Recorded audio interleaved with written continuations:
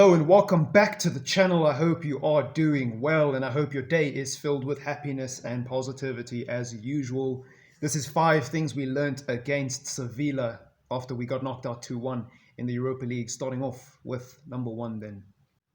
Through all the optimism, through all the positivity and all the confidence going into the game, if you are someone like me and you were watching that game thinking, you know what, maybe we should beat Sevilla 3-1 or 2-1, we should be able to scrape a victory, I think we're just not quite there yet.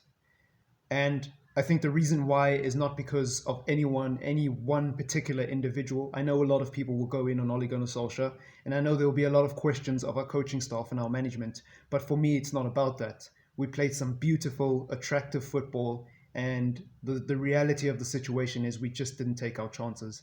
Yes, we were playing against prime EK Casillas again, just like against Copenhagen, but you can only use that excuse so many times. Ole Gunnar Solskjaer famously said in an interview that as a striker, your mentality should be that there's no such thing as a good save, it's the bad shot. And yes, that's not realistic because sometimes goalkeepers do have really good games, but at the end of the day, the onus is on Manchester United to try create clear-cut opportunities and then take said opportunities against a team like Sevilla. And so to blame it on a goalkeeper playing well 2 games in a row is just not good enough, lads. It's just not good enough. And I think we need to have a serious evaluation of how much progress we have actually made this season. Some people might say making 3 semi-finals is a good thing. Some people might say making 3 semi-finals is mediocre. Some people might say making 3 semi-finals is a bit of an indication of how the mentality problem still exists and how we're not ready to actually win things yet. I just think it's a sign of how close we are, because semi-finals are one step closer to the final, and there's a pattern with Manchester United. They say good things come in threes. We finished 3rd and we made 3 semi-finals, so just food for thought. I think personally, in my opinion, making 3 semi-finals in your first season as a top-level manager is a pretty good achievement. Obviously, for us fans, it's a mediocre achievement, and it doesn't really mean anything. But hopefully we can build on that. Hopefully this is a sign that we're going in the right direction. And hopefully it's a sign of genuine progress considering how poor our team was when we made the Carabao Cup semi-final in comparison to the team that made the Europa League final. So, I don't know then. Moving on to number 2.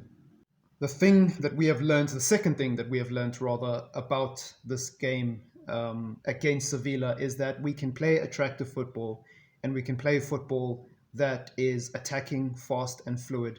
But is it really that effective if all 11 players don't play well on the pitch?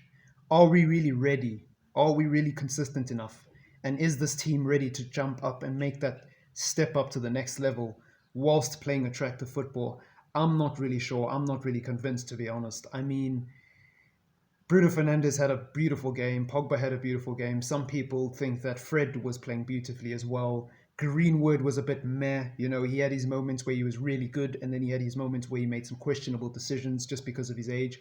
And what I will say about Mason Greenwood is not that there's nothing wrong with being selfish. There's nothing wrong with being a selfish right winger who's looking to make a name for himself, try and score, because that is the mentality of some of the elite players, some of the best players to ever play this game.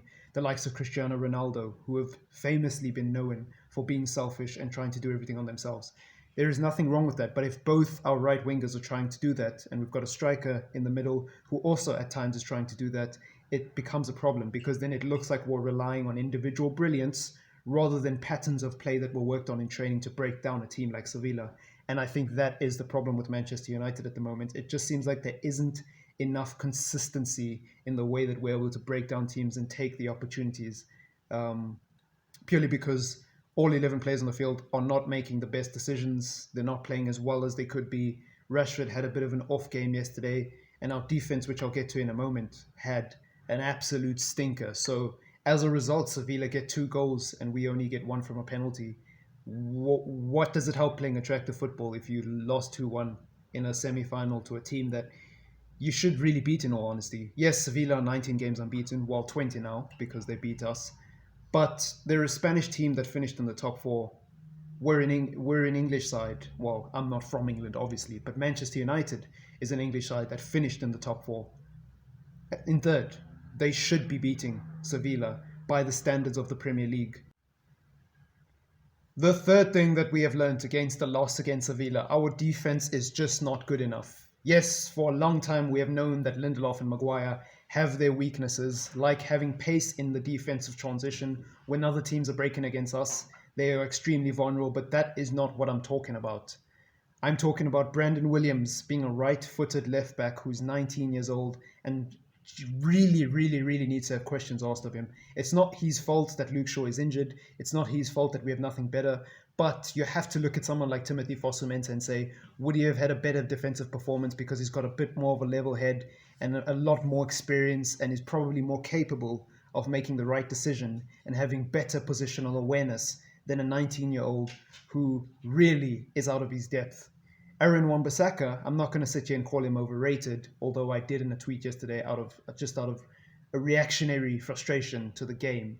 I think after assessing and thinking about things clearly, Aaron Wan-Bissaka has just been running to the ground. He's really tired, he's fatigued, and that is having an impact on his decision making and just his effort. There's only so much effort you can put in when you've been playing at 115% the whole season. And I don't solely blame Aaron Wan-Bissaka for yesterday's defensive capitulation. But he should be doing better. He should be blocking more crosses on his side, and so too should Williams. And then Maguire. Listen, if you think Maguire is genuinely better than Lindelof, I'm not here to change your opinion. I am here to say that he cost twice as much as Lindelof. He played twice as badly as Lindelof because he was complicit in both goals. He's a captain and therefore should be a leader. And for some reason, it seems like he just can't play well consistently. He can't stop making mistakes.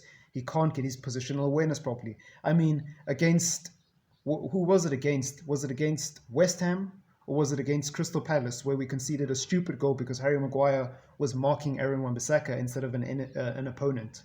Like, I think questions have to be asked of Harry Maguire and his captaincy at Manchester United, because as far as leadership goes, his body language, his verbal communication across the field. In other words, he doesn't really shout. He doesn't really give off vibes of a leader when he's on the field. He never really seems to talk and try to get his lads up. And even beyond that, how are you inspired by Harry Maguire's performances at Manchester United? As a young player entering the dressing room, looking to make a name for yourself and a career for yourself in the red shirt, do you seriously look at Harry Maguire and go, I want to be more like that guy? Probably not, because who wants to get nutmegged against Bournemouth players? And who wants to be caught on camera marking his own right back? Like, I wouldn't if I was a young player, that's for sure. The fourth thing that we have learned, and this one is a little bit more light-hearted and less serious, but still an integral part of why Manchester United have put together the run they've put towards the end of the season. Bruno Fernandes, Penandes, whatever you want to call him, he plays for Manchester United, and he just doesn't miss. Some people say he eats ice cubes for breakfast and shits snow and farts dry ice. I don't know. But whatever it is about this lad, he seems to be ice, like a cold cucumber in high pressure situations. He's got ice flowing through his veins and he just doesn't miss penalties.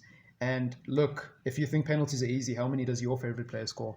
Probably not as much as Bruno Fernandes, and he's probably not as clinical as Bruno Fernandes in the Premier League and at Sporting, to be fair. So I think his penalties have been a massive part of why we have been successful, obviously. Most of those penalties were justified, so rival fans calling us Manchester United really just gives us more to inject. It gives us more to inject. So moving on then to thing number 5. The fifth thing we have learned against Sevilla, and this is actually across football, not just the Europa League, is that the Premier League is indeed the Farmers' League. If you call the French League, the Spanish League, or the German League a Farmers' League, then you are in the wrong, because the only teams that will be in a Europa League final and in the Champions League semi-finals are either German teams, French teams, or Spanish teams. And, well, one Italian team being Inter Milan. So, in actuality, the Premier League is officially the Farmers' League. Manchester United lost to Sevilla. Manchester City lost to Olympic Lyon. And Liverpool, the Premier League champions, the best team of all time, lost to Atletico Madrid, who happened to be level on points with Sevilla, the team that beat us. So you make up your own mind about how far off Sevilla is from Atletico Madrid. The point is we've all lost to some dodgy teams. And you know what? I agree with Miles from the United stand.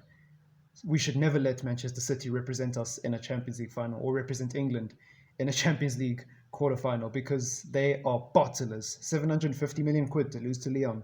Yeah, right, mate. And they haven't even won a Champions League in their history. So to call them the favorites to win the Champions League in the first place was absolutely criminal and unjustified. Because if I tell you what, if Madrid had actually taken their chances and not missed a couple of sitters at the Bernabeu and at the neutral venue, you know what? Maybe Manchester City would have still made it through, but it wouldn't have been as far apart as it was in the end. But anyways, that has been your 5 things we have learned against Sevilla, Manchester, mainly based around Manchester United. A little bit of banter there at the end. I hope you enjoyed that video. Please do smash that like button and do consider subscribing if you are new. And yeah, I will check you in the next one. It's been your boy TripleM. Peace out.